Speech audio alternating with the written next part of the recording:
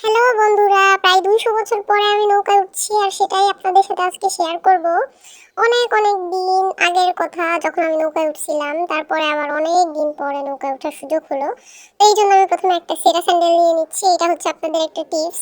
আর সেরা স্যান্ডেল নেওয়ার অন্যতম কারণ আমি আপনাদেরকে এখন দেখাইতেছি। এই যে কয়েকদিন টানা বৃষ্টি হওয়ার জন্য উঠান বাড়ির অবস্থা যা হয়েছে, তাতে প্রায় একটা পুকুর সমুদ্র সব পার হয়ে তারপরে নৌকার কাছে যেতে হবে। এই জন্য আমি এই স্যান্ডেলটা পরে নিয়েছি। তারপরে এই যে অবশেষে যে ঘাটে পৌঁছাইছি, সেইখানে নৌকা অপেক্ষা করতেছে আমাদের জন্য, কারণ আমাদের নৌকা নাই, অন্য কারো নৌকা দিয়ে যেতে হবে। এই জন্য উঠে নিলাম নৌকায়। তো ওঠার আগে হচ্ছে এই যে দেখাই দিয়ে আমাদের পিছি পিছি যাত্রী আছে। আর দেখেন কি অবস্থা, স্যান্ডেল খুললে তারপরে উঠা লাগতেছে, নাহলে কাদা আমি উঠতে পারবো না।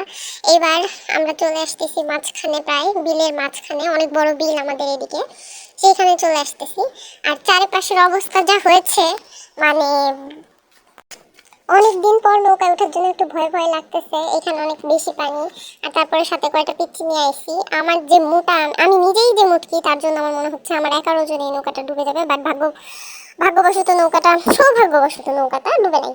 এখন আমরা যেহেতু বাঙালিরা হচ্ছে প্রফিট ছাড়া কিছু বুঝি না। আর নৌকায় ঘুরতে গেছি, শুধু ঘুরলে তো হবে না, তাই আমরা সাথে পুটলা পুটলি নিয়ে গেছিলাম।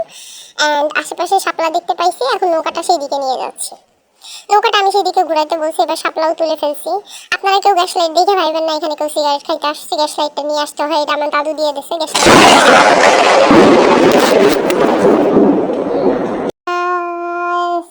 গাইস, আজকের মতো ভয়েস দেওয়া শেষ। আমি আর ভয়েস দিতে পারবো না। মাত্র যে আওয়াজটা পাইছে, এটা হচ্ছে একটা বজ্রপাতের আওয়াজ।